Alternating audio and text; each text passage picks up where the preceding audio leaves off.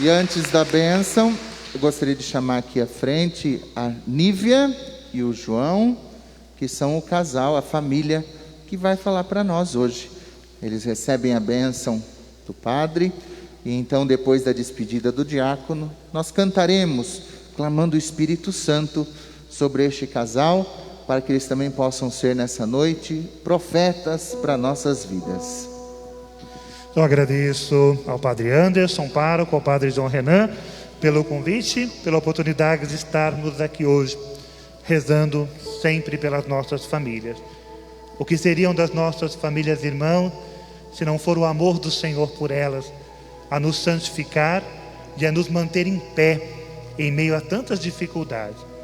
Como o Senhor protegeu a Sagrada Família da maldade de Herodes, diante do pecado e da morte, que o Senhor proteja hoje todas as nossas famílias, livre-as de todo mal e conduza para que desta família de peregrinos nos associemos um dia à família do alto céu, junto da Sagrada Família de Nazaré. Então vamos pedir a bênção de um modo especial ao nosso casal, que vai conduzir aqui essa noite, esse momento de reflexão com vocês e a todas as famílias. A nossa proteção está no nome do Senhor, que fez o céu e a terra. O Senhor esteja convosco. Ele está no meio de nós. Ó Deus, Pai de amor e bondade, olhai por todas essas famílias que aqui estão. Revesti-a, Senhor, da vossa graça e vossa bênção, pois vós conheceis as alegrias e as tristezas, os sofrimentos, as angústias de cada um destes vossos filhos. Iluminais com a ação do vosso Espírito este casal, que vós chamastes hoje, para ser o sinal do vosso amor em meio a este povo, a esta vossa família. Despertai nele todos os dons e carismas do Espírito, para que se tornem sinais proféticos da sua presença em nosso meio. Tudo isso vos pedimos, ó Pai, em nome de Jesus Cristo, vosso Filho, Ele que convosco vive e reina na unidade do Espírito Santo. Amém. E pela intercessão da Sagrada Família de Nazaré, abençoe-vos o Deus Todo-Poderoso, Pai, Filho e Espírito Santo. Amém. Irmãos e irmãs, permanecei em paz, ide em paz, que o Senhor sempre vos acompanhe. Graças a Deus.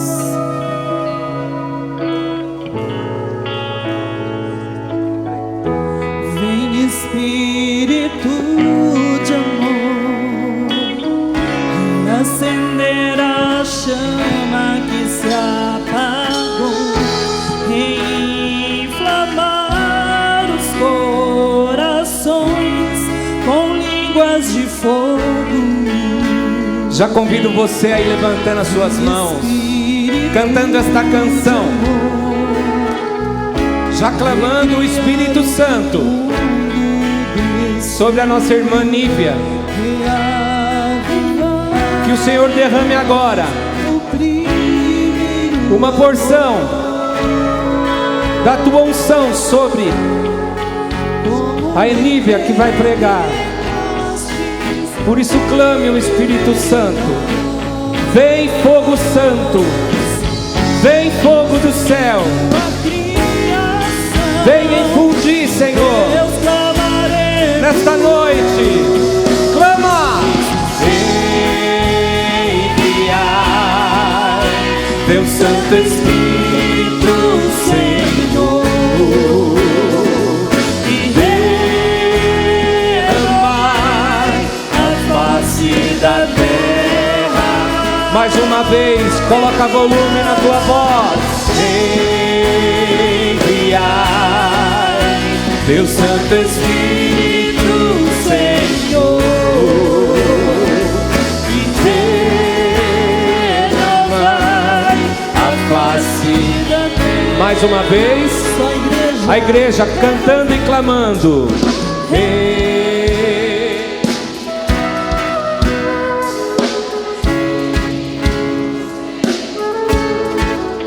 Vai.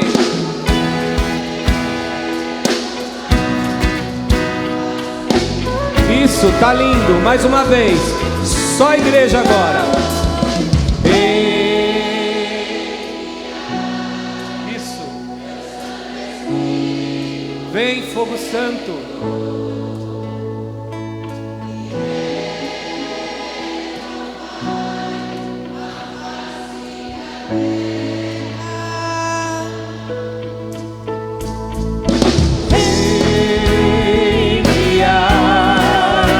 Teu Santo Espírito, Senhor, e renovai a face da terra. e pode aplaudir o Espírito Santo, esse que nos capacita, que vem em nosso auxílio. Muitas vezes não sabemos nem o que pedir, mas o Espírito Santo de Deus vem e capacita cada um de nós. Obrigado, Espírito Santo. Vai se sentando agora e vamos cantando. Enviar teu Santo Espírito, Senhor, e renovar a face da terra. Obrigado, Espírito Santo.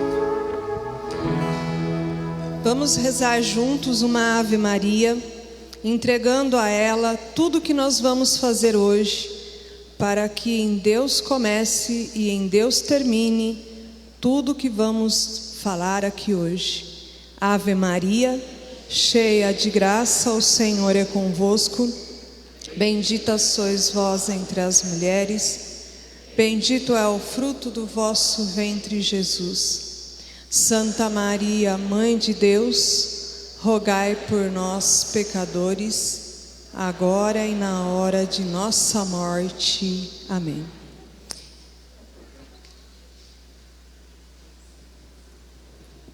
Eu quero que vocês fechem os olhos agora, põe a mão sobre o seu coração e ouça essa canção.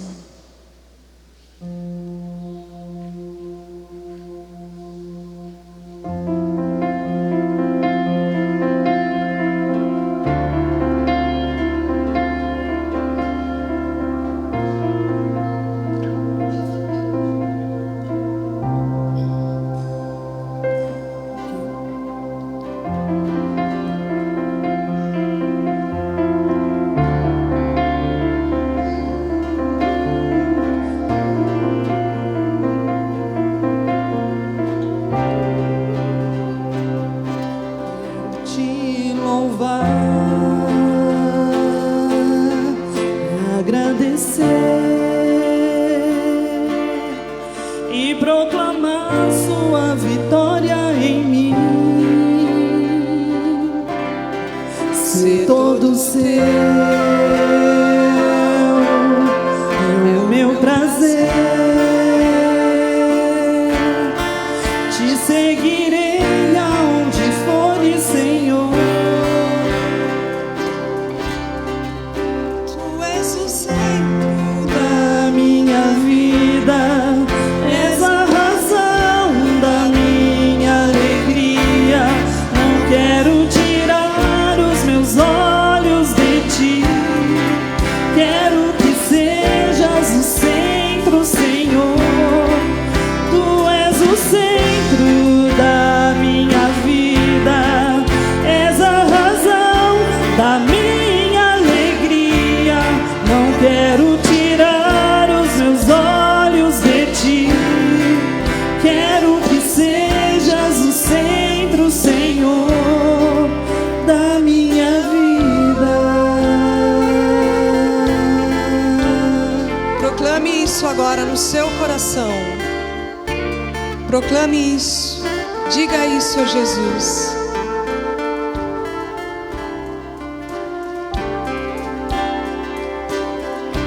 Quero te louvar,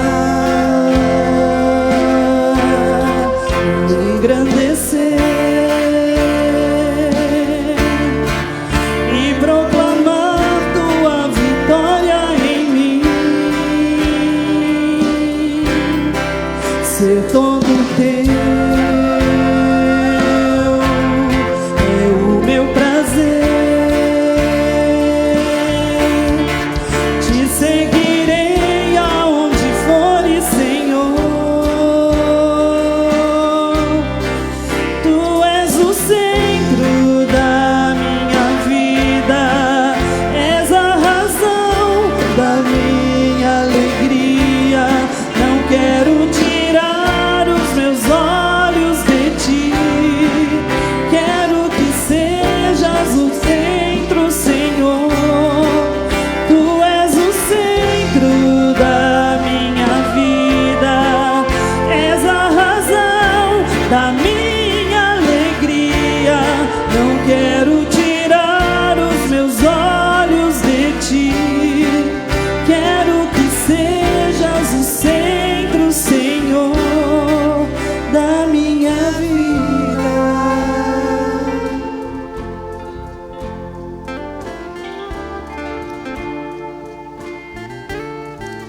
Bem, irmãos, meu nome é Nívia, filha de Deus e de Nossa Senhora no céu, filha de Narciso e Maria aqui na terra. A minha mãe está aqui. Faz um tchauzinho, mãe. Te amo, mãe. Papito não vem, mas Mames Poderosa está na intercessão lá, né? Eu sou a irmã caçula de 4 irmãos homens. Sou a esposa do João, em segunda união. Então pertenço à pastoral de segunda união, que é uma pastoral diocesana. E aqui na paróquia nós temos encontros e temos a pastoral atuante também. Eu sou mãe de 3 filhos, a Samanta, de 23 anos, e o João Paulo e a Jéssica, que são gêmeos. E Deus me presenteou com um casal. Trabalho aqui na paróquia como catequista, na pastoral de segunda união, na Pascom. Sou do Sagrado Coração de Jesus, graças a Deus. Sou empreendedora, né? Então eu tenho uma empresa e o meu CNPJ, ele dá treinamentos, palestras. Então eu faço esse tipo de trabalho também fora. E faço aqui dentro da comunidade também, a pedido dos irmãos da comunidade, para retiro de jovens, de formações e tudo mais. E eu sou profissional, então, terapeuta e coach. E o tema de hoje, que o padre me deu, e providencialmente a primeira leitura de hoje foi falada sobre a armadura do cristão, né? O padre me deu, então, essa missão de preparar esse encontro aqui para vocês. E o tema é a boa nova do Evangelho, em contraponto às mensagens de coaching, e como isso pode prejudicar uma família na vivência da renúncia. Então, primeiramente, eu preciso explicar para vocês o que é coaching, como surgiu o coaching, que coisa que é essa, né? Primeiramente, coaching é uma palavra que, traduzida do inglês para o português, significa treinamento. Treinamento, simples assim, ok? Então, lá pela década de 1950, mais ou menos,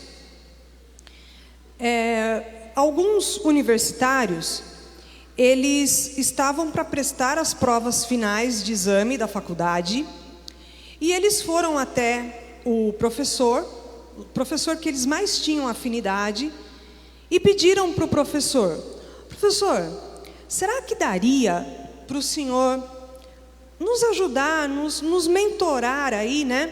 Porque está chegando as provas e nós precisamos passar, né, de ano, precisamos ser aprovados, porque é a última prova do curso. O professor aceitou esse desafio e começou então um trabalho diferenciado do que ele fazia em sala de aula com esses alunos. Muito bem, o êxito foi que todos os alunos que procuraram por esse professor, que teve esse olhar diferenciado para eles, de como estudar, de motivá-los até mesmo, né, a fazer aquela prova, a estudar, como estudar e tudo mais, eles passaram. Então aquilo, lá na faculdade de Harvard, era uma coisa, nossa, uau, né? Porque, afinal de contas, todos os universitários sabem que a prova final é a mais difícil, né? Nós que já passamos pela universidade sabemos disso. Bom, vendo isso, esse êxito, alguns treinadores, que o treinador em inglês é coach. Os treinadores, os coaches, vendo que aquela motivação, aquele jeito diferente que os professores usaram para com aqueles alunos era bacana, foi até Harvard e quis saber como é que foi. Os professores explicaram: olha, nós fizemos assim, nós fizemos um plano de ação, nós fizemos um plano de estudo, para que eles estudassem, não se perdessem no meio de tanta coisa. E ainda tem o TCC, né, gente? Quem já fez faculdade sabe disso, que tem todo um trâmite de final de ano, né? Não é verdade? Então, e aí o professor explicou para eles: olha, nós fizemos assim, assim. Então, os treinadores de atletas que iriam passar por Olimpíadas, que iriam passar pela preparação, né, que eles têm uma fase, né, até chegar a participar de uma grande competição, enfim, começaram a usar desse método que foi utilizado com os universitários. Qual foi a resposta? Que aqueles atletas começaram a ter êxito, né? A ganhar mais Olimpíadas, a ganhar mais campeonatos, a ganhar medalhas, enfim. Vendo isso, a indústria lá nos Estados Unidos, sempre antenada e de olho nas novidades, quis saber o que estava acontecendo com os atletas. E os treinadores: não, nós fizemos assim, assim, nós tivemos a indicação lá de Harvard e, né, fizemos dessa forma. Então eu vou levar isso para a indústria, porque eu levando isso para a indústria, eu vou ter mais ganho, eu vou ter metas batidas, né? Quem é de indústria sabe que tem uma produção, né? O líder impõe uma produção, impõe uma meta mensal. Quem é de vendas também tem isso, né? Uma meta, enfim. E tal foi a surpresa que, levando isso para a indústria, os liderados começaram a também dar bons êxitos ali no trabalho, né? Cumprindo aquela jornada de trabalho com mais organização, né? Com mais maestria, né? Muito bem.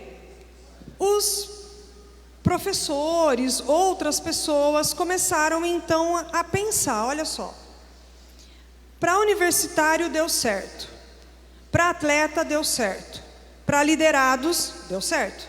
Será que se a gente tirasse então agora do mundo corporativo esse método que vocês estão usando, aprimorássemos isso e levássemos isso também para os líderes, os grandes líderes de empresas multinacionais, enfim, e também para a pessoa física, será que isso não ia dar bom? Não ia dar jogo? Fizeram isso. Então começou a aparecer, começou a se movimentar, né? As pessoas com mais visão de negócio começaram então a montar então cursos de coaching, que é dar treinamento, nada mais do que isso. O coach é o treinador e o coaching é o treinamento. Ponto, né? E assim foi.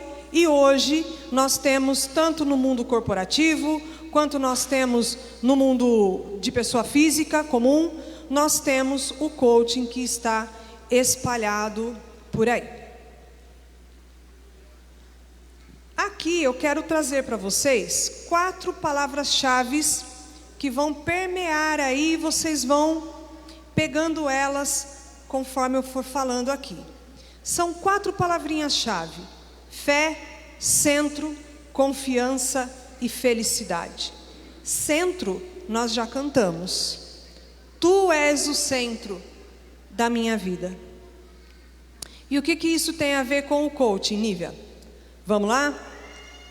A nossa leitura hoje, para a nossa reflexão, para que a gente se aprofunde um pouquinho mais sobre tudo isso, está em Marcos, no capítulo 5, do versículo 21 até o 36. Se vocês quiserem pegar, pode pegar, senão eu já começo aqui para a gente não perder muito.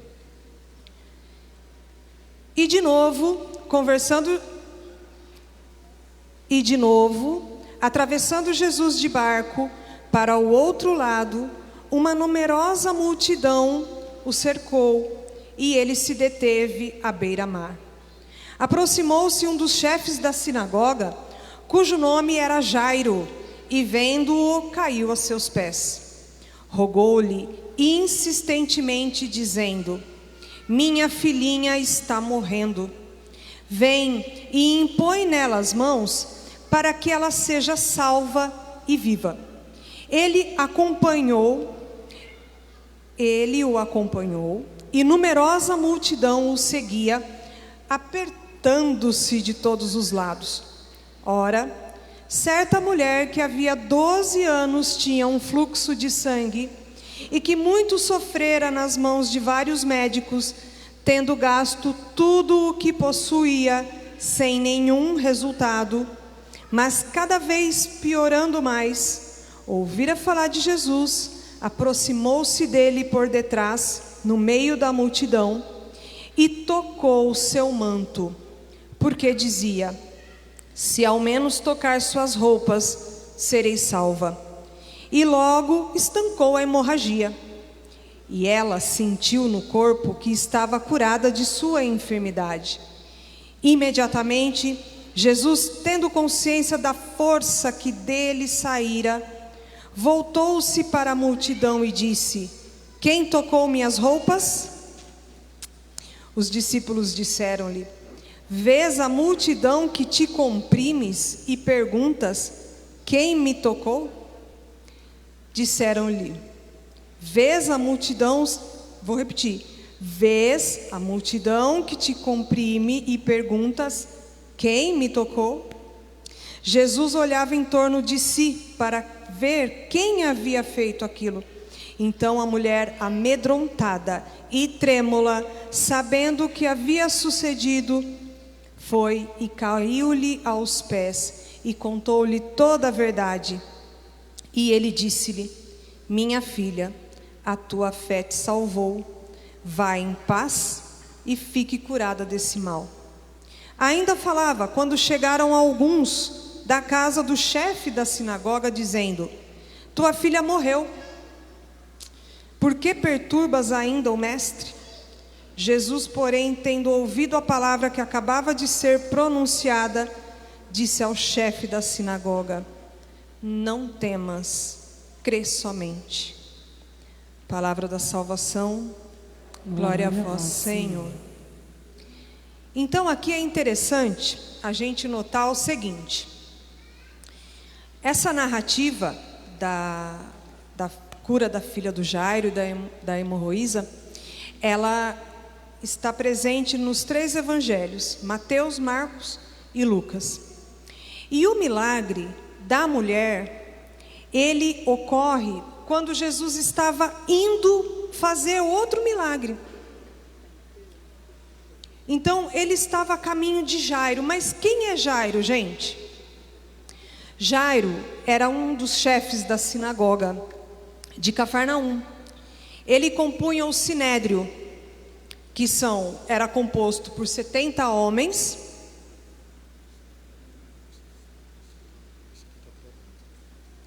Quem que precisa sair?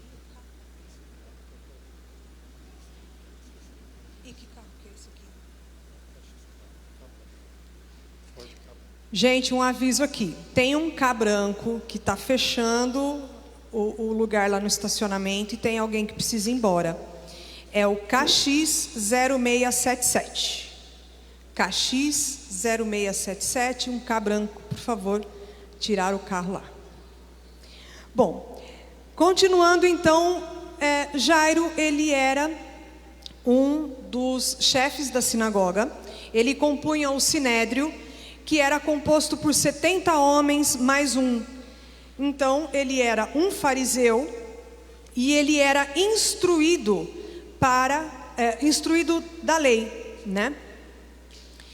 E aí Jairo conhecia Jesus. Da onde que Jairo conhecia Jesus? Da sinagoga. Porque como Jesus sabia ler, então quem estava presidindo ali a meditação da palavra no dia de sábado, ele chamava, era ele que escolhia uma pessoa para ler. E Jesus sempre lia, porque Jesus sabia ler. Então ele sempre estava lá. E Jesus, logicamente, que sempre estava no templo. Então Jairo conhecia Jesus. E ele já sabia dos milagres que o Jesus estava fazendo. Então qual foi a ideia que ele teve? Bom, vou atrás de Jesus, né? E ele foi atrás de Jesus.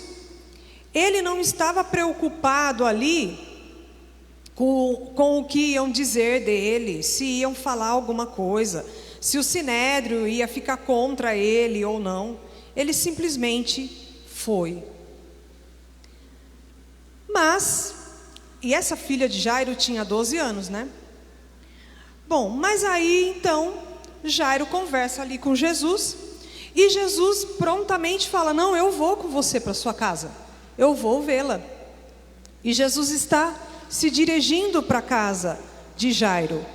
Mas acontece que no meio aí de passando naquela multidão, uma mulher toca na orla do manto de Jesus. E aqui eu quero abrir um parênteses para eu falar para você sobre a orla do manto de Jesus. Lá em Números, no Antigo Testamento, Deus manda a Moisés que faça o talite, o manto do judeu. E nesse manto teria que ter 613 franjas embaixo, que representavam as 613 leis que Deus havia revelado a Moisés. Mas não é só isso. Deus falou assim: eu quero que você coloque, além das 613 franjas, eu quero que você coloque um cordão azul. Esse cordão azul, todo aquele que estiver em pecado, que não estiver respeitando, honrando as leis, quando ele olhar para o manto, ele vai se lembrar das leis e ele vai se lembrar desse azul. Esse azul representa o céu e é para lá que eu quero ir. E aí então, esse cordão azul, ele era feito de um molusco. Esse molusco, ele tinha que ser espremido para que aquela tinta azul saísse e pudesse tingir a orla do manto. Jesus usava manto, gente? Sim ou não? Sim ou não? Sim, Jesus usava o manto. Esse molusco que dava cor, ele era esmagado, né? E Jesus foi esmagado pelos nossos pecados, diz o profeta, né? Então saiu até na revista Época de 2018, setembro de 2018, uma matéria: o que Jesus vestia na época dele. Qual a surpresa? Que Jesus vestia o talite, ou seja, ele vestia o manto que Moisés havia ordenado, né? Com as 613 franjas ali. Bom, quando essa mulher aí que sofria há 12 anos de fluxo de sangue, ela vê Jesus, porque ela também ficou sabendo que Jesus estava fazendo milagres ali. Qual que é a inspiração dela?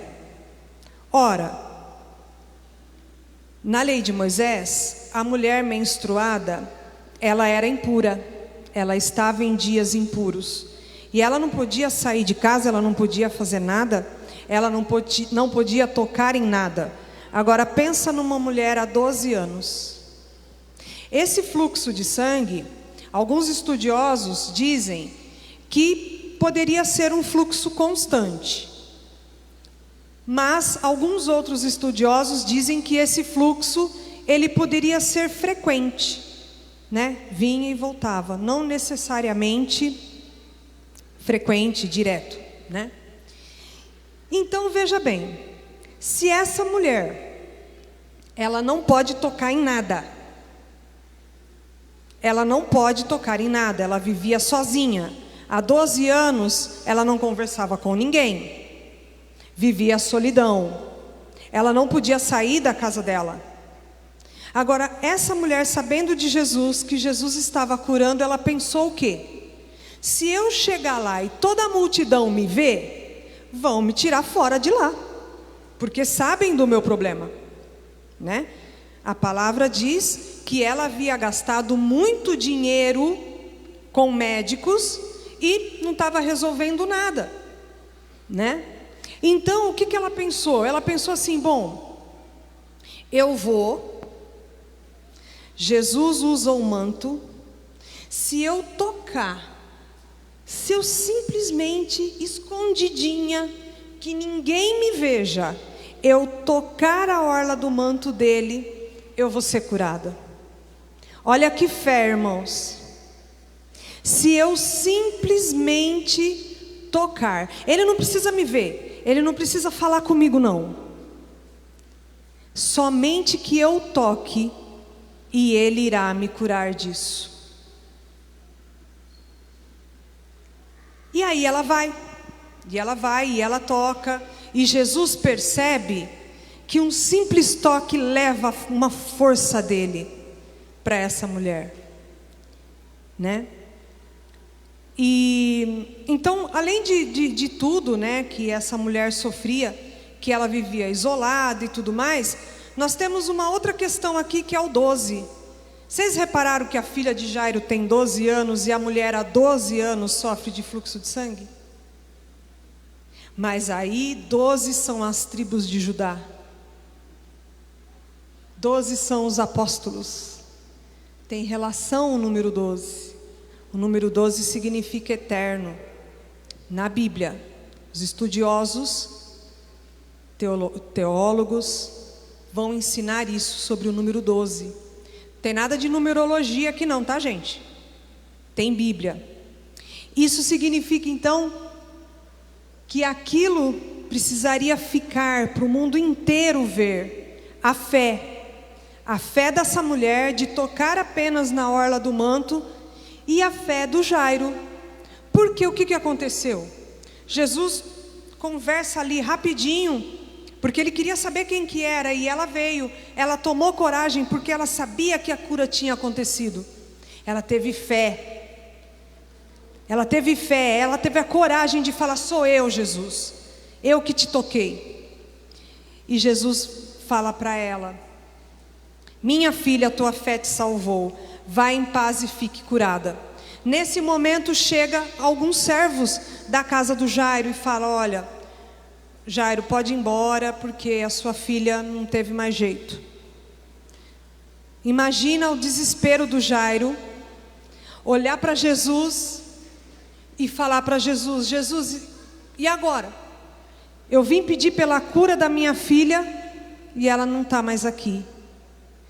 Jesus entendendo o coração do homem, Jesus entendendo o nosso coração, ele fala uma frase espetacular: não temas, crê somente. E vai com Jairo até a casa. Então, trazendo essa palavra para a nossa vida, né, hoje, para o nosso cotidiano, quantos de nós estamos passando pelos mais variados problemas possíveis? Estamos ainda numa pandemia, vivendo medo, né? Muitas pessoas perderam o emprego, então estão com problemas financeiros, problemas em casa, né? E quantos de nós temos até mesmo alguma enfermidade, como a mulher, né? Quantos de nós? Porém, muitas vezes, o humano, ele aprendeu erradamente a ser imediatista, a querer as coisas para agora, para já. Ele quer arrumar o emprego amanhã. Mas aí, o querer nem sempre é o poder. E nem sempre é o momento que Deus preparou. Porque às vezes, o emprego que você ia entrar, Deus está te livrando. É um livramento daquele lugar. De pessoas, de chefe, da própria filosofia da empresa. E você, como cristão, católico, apostólico, romano, ia sofrer na mão daquele chefe ou daquela filosofia que a empresa prega. E aí nós procuramos então por alguns atalhos, né? Que nós julgamos ser mais fáceis para a solução daqueles problemas. E nós esquecemos muitas vezes da nossa fé. Que precisamos ter fé, confiança, acreditar. E como Jesus disse, crer somente. E a nossa felicidade, às vezes a gente coloca a felicidade nesse emprego aí, que a gente tanto almeja, mas a felicidade não está nesse emprego, irmãos. A felicidade não está no carro que você tem, não está na casa que você tem, não está. E o Catecismo da Igreja Católica, no parágrafo 1718, ele nos ensina que Deus colocou no nosso coração um desejo de felicidade. Alguém aqui quer ser infeliz? Não. Todos nós queremos a felicidade. Mas sabe qual é a intenção de Deus quando Ele colocou esse desejo, esse ímpeto de felicidade em nosso coração? Deus tinha um projeto. A intenção de Deus era de atrair-nos para Ele, para nele termos a felicidade completa. Quem tem o Catecismo da Igreja Católica, procure em sua casa depois, parágrafo 1718. Então, a felicidade que o mundo impõe para nós, de uma forma grotesca, é o do ter, né? Porém, Deus vem falar para nós, vem nos ensinar que a felicidade está nele. Que se nós procurarmos por Ele, nós vamos ter a verdadeira felicidade. Então, quando a gente, por descuido, por emprego, horário no serviço, tantas realidades, né? O estudo, enfim, nós somos levados a nos distanciar da presença de Deus, que hoje a gente o toca no Santíssimo Sacramento. A gente começa a ficar frio, não começa? A gente começa a ficar frio, a gente começa a ficar indiferente, a tibieza, né? Pode aparecer aí no nosso coração. E aí, qualquer migalha de amor que outras pessoas nos dão, acaba nos satisfazendo. Só que daí a gente não fica satisfeito por completo, porque quem nos satisfaz é somente Ele, somente Deus. Ele tem o depósito da felicidade com Ele lá para a gente ir lá buscar. Só que a gente não vai. A gente deixa para depois eu vou, viu, Mancha? Amanhã eu vejo e eu vou lá com você, tá bom? Amanhã. Aí amanhã também não dá. Ih, Mancha, não deu. Então, quem sabe semana que vem, aí eu volto a falar aí com você. E aí o Mancha precisa que eu vá conversar com ele, mas eu não vou. Esse é Deus. Deus que quer estar contigo, que quer te dar, te abrir esse reservatório de felicidade, mas você não vai procurá-lo. Tem uma canção do Nelsinho Correia que ele fala assim: quis buscar nas pessoas, até em pessoas boas, o que só o Senhor pode me dar. E aí a gente se frustra, e aí a gente cai em si, e o tempo passa, e quanto mais nós demoramos para voltar para o Senhor, que tem o reservatório da felicidade, pior a gente fica.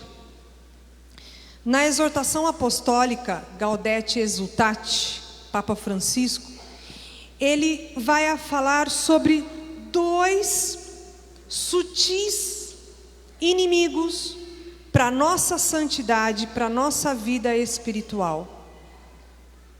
E quais são esses 2 inimigos? São 2 heresias. São 2 heresias que se levantaram nos primeiros séculos da era cristã, no nosso cristianismo, e que foi duramente combatida. Mas Santo Irineu, que tentou muito combater essas duas heresias.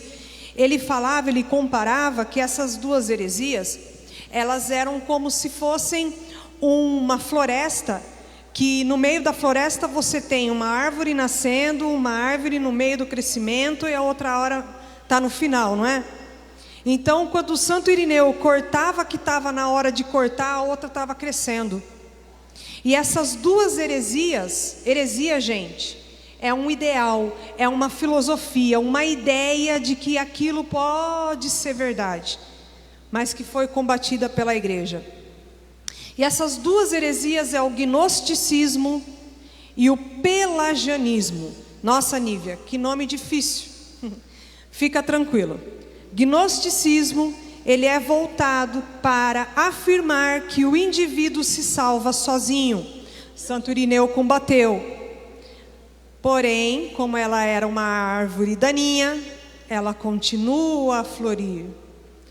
A outra, que é o pelagianismo, ela consiste em afirmar que a realização, até mesmo da salvação, só depende de mim, da minha força, da minha capacidade.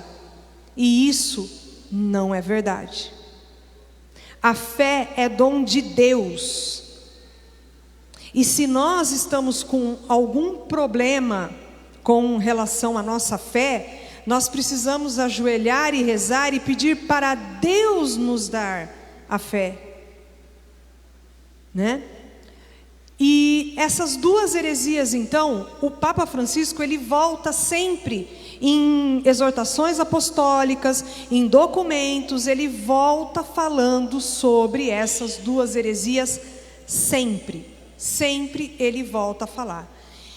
E aí ontem nós ouvimos o nosso Roger falar sobre a década de 60, que foi a era hippie, né, que começou. Então não só aconteceu aí a libertinagem, né, toda a revolução sexual, como também essa filosofia do gnosticismo e do pelagianismo também voltou com tudo. E nasceu aí a nova era. Ora, o que é a nova era?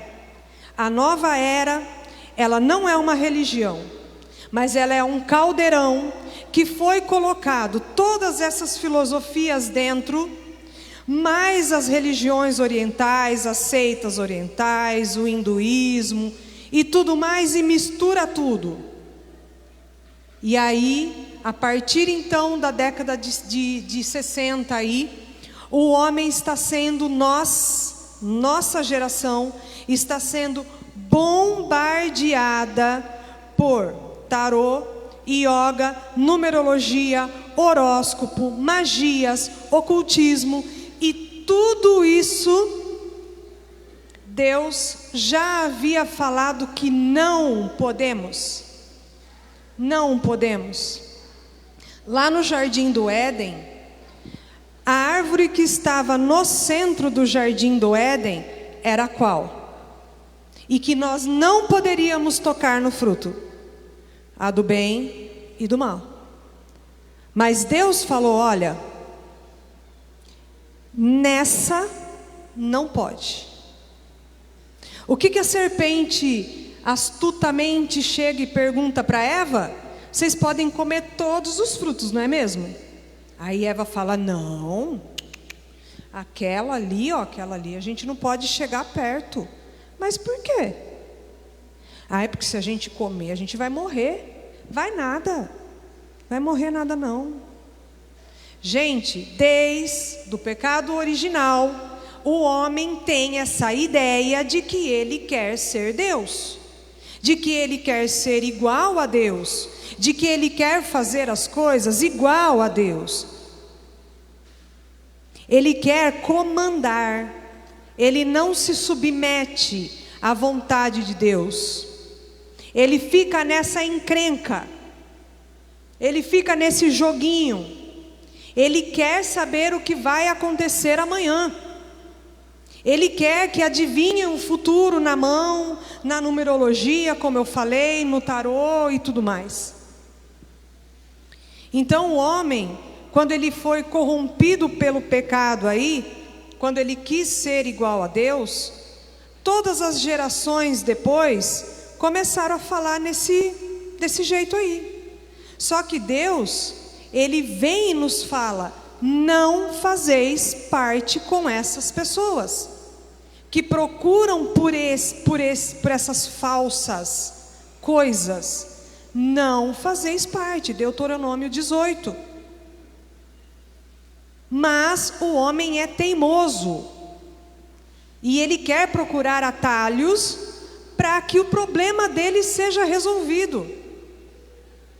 E aqui eu quero alertar um outro perigo embutido que muito calhou, Alcemir, de falar nessa pregação para vocês. Hoje é dia 29, amanhã é 30 e depois é 31. O que o povo pagão comemora no dia 31 de outubro? Halloween. Inicialmente o Halloween, ele era uma festa cristã. Ele tinha um motivo. A igreja colocou mas não se chamava Halloween, na verdade. Eu não vou saber pronunciar agora, mas tudo bem. Era uma festa que a igreja fazia para catequizar os pequenos do que era o inferno, do que era as almas do purgatório, do que era estar lá, do que era o sofrimento que uma pessoa poderia ter se ela fosse para o purgatório, como era também as almas salvas que estão no céu, como que eram. Então, catequeticamente, a igreja ensinou por muito tempo isso. Só que o povo pagão surrupiou essa ideia e levou para os Estados Unidos.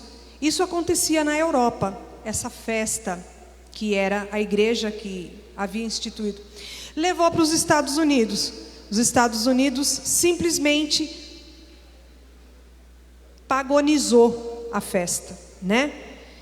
E lá na época, quando a igreja instituiu essa festa, então as pessoas com menos poder aquisitivo, elas saíam e elas sabiam que ela podia ir na casa, na aldeia, na região ali, e pedir que seria dado. Por quê? Porque no dia seguinte é festa de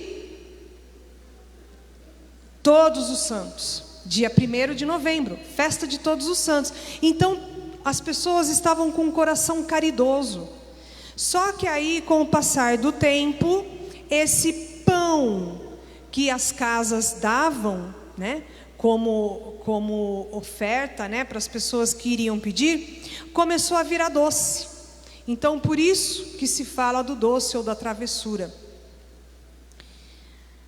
A igreja, ela sempre, na época aí de final de outubro e novembro, ela era a época de rezar pelos fiéis defuntos, né?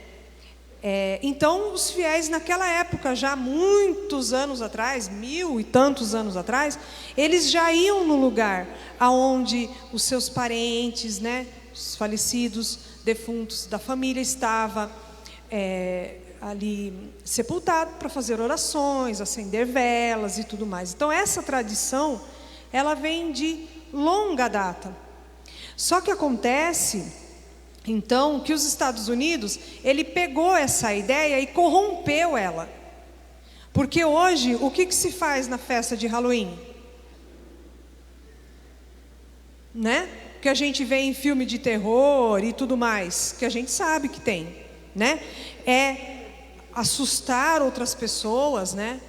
E nós aqui no Brasil acabamos sempre recebendo culturas de fora, e uma dessas culturas é o Halloween.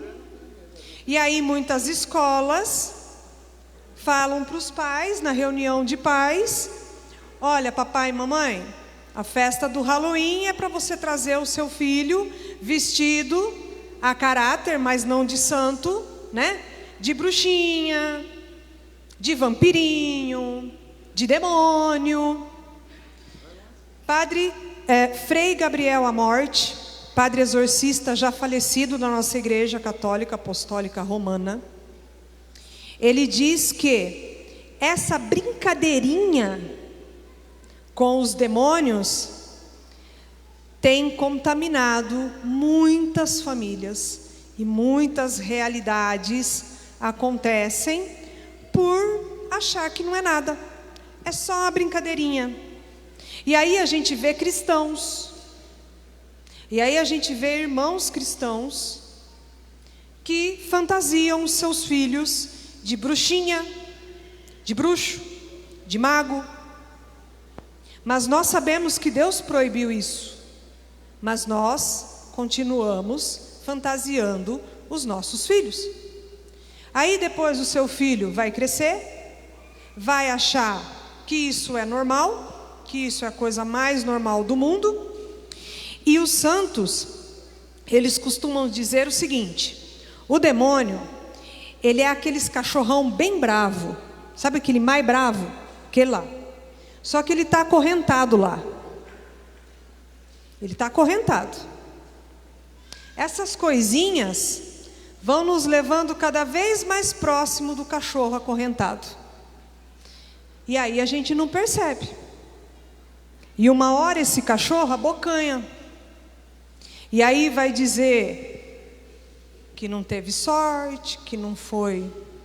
Então, irmãos, a gente precisa estar atento, né? E eu quero falar uma outra coisa aqui, que eu citei a yoga, né?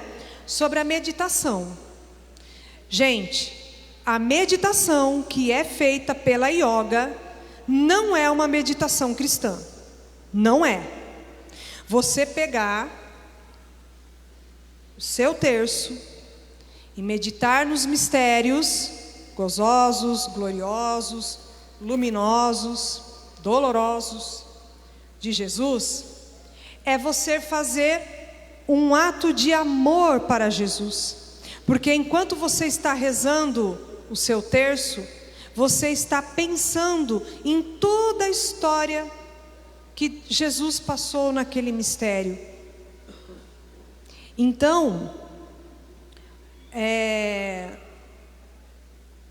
quando a gente medita então a palavra, quando nós fazemos a Lectio Divina, é outra coisa, porque essa meditação ela está nos ligando a Deus.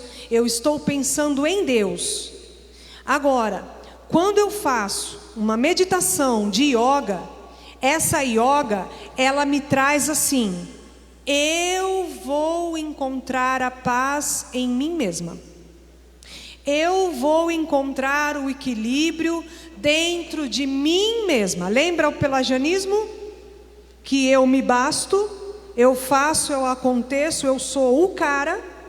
Lembra? Então na yoga está embutido isso. Eu consigo paz, eu consigo fazer, eu consigo. Eu faço e eu aconteço. Cuidado, cuidado.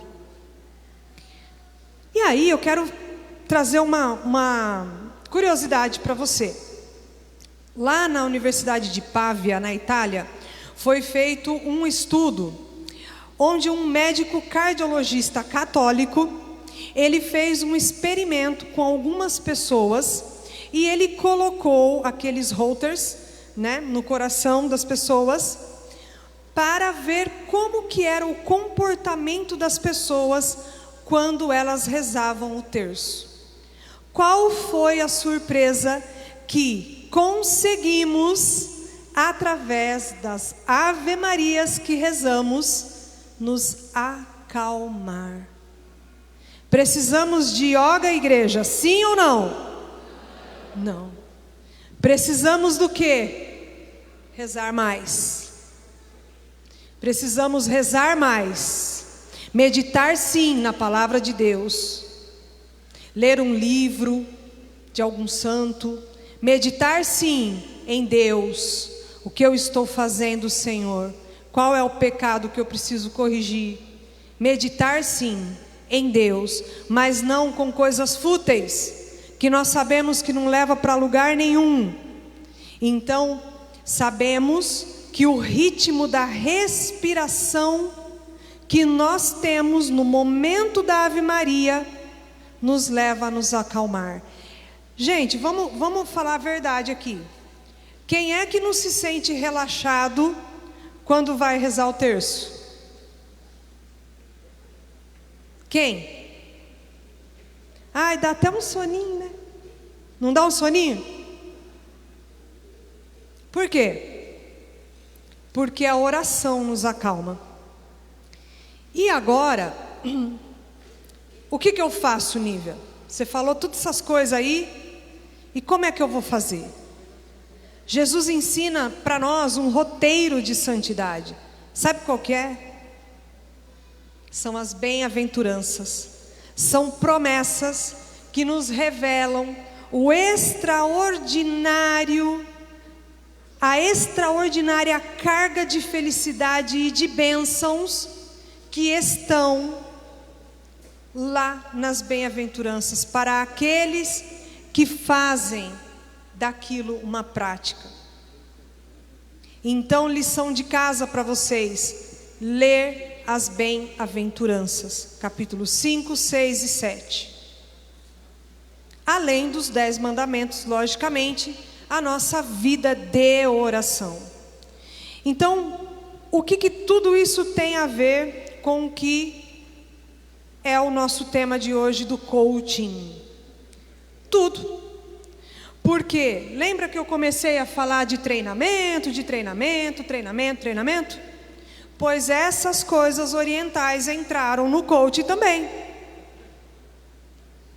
E aí a pessoa, na fé ali, né, de que ela vai ter um encontro com a pessoa que vai fazer ali o coaching presencial, online, enfim, e vai ser só um plano de ação, vai ser só coisas voltadas para o que ela precisa, de fato.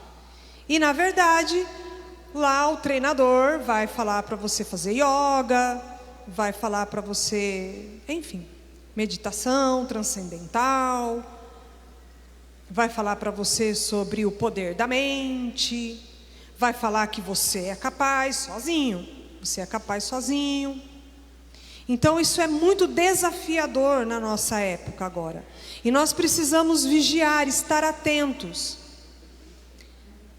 O autoconhecimento, ele é muito importante. Por quê?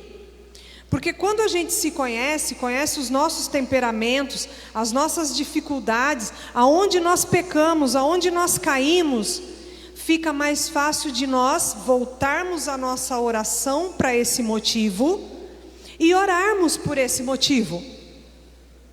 Quando a gente não conhece, lá no casamento, muitas vezes, eu tenho um temperamento e meu marido tem outro. E todo mundo é assim, né? E aí a família, ela acaba entrando em conflito muitas vezes por não entender o temperamento um do outro. De até rezar pela cura desse temperamento que o outro tem e que de repente não te agrada. Só que muitas vezes também, como a gente não se conhece, a gente não consegue ver no outro aonde que está a falha, aonde que está. Santa Teresa d'Ávila, ela fala do autoconhecimento e sabe o que ela diz? Ela fala que o autoconhecimento, você precisa procurar primeiramente Deus. Conhecer a Deus primeiramente, depois se conhecer. E aí você pode palpitar no outro, pode dizer ao outro aí. Santa Teresinha do Menino Jesus e da Sagrada Face, ela era uma menina que foi criada, perdeu a mãe muito cedo, foi criada pelas irmãs dela mais velha e pelo papai, que era o rei dela, e ela era mimada pelas irmãs. O que acontecia? Santa Teresinha, ela não sabia como que ela poderia agradar Jesus quando ela entrou no convento. E aí a vida de oração dela mostrou para ela que o que ela poderia fazer era o que ela sabia fazer. E não se cobrou pelos méritos, simplesmente. Mas ela foi na fé, ela se agarrou. Então, irmãos, vigiai e orai. Estai atentos a tudo que demonstram aí para vocês como sendo alguma realidade normal. Fica atento, fica ligeiro. E agora eu quero que você feche os seus olhos novamente. Eu vou recitar para você uma canção. E aí, nessa canção, se você participou de tarô, de numerologia, se você ainda é viciado em ver horóscopo, se você fez yoga alguma vez, ou ainda faz, começa a pedir perdão para Jesus nessa canção. Ei você, abra os olhos para Jesus. Foi por você que Ele morreu numa cruz. Abra os olhos, Deus o ama e o quer feliz. Abra os olhos, Deus o ama e o quer feliz. Se você cair, é só pedir e Jesus o erguerá. E a mão de Deus na sua mão, Ele o sustentará. Creia nele, peça a Ele e você verá que alegria e que paz você terá. É bem maior o amor de Deus que os pecados seus. A sua bondade não tem fim. Ele morreu por você e por mim. Não se entristeça, ergue a cabeça e peça perdão. Um amor profundo, maior que o mundo, vai encher o seu coração. Amém.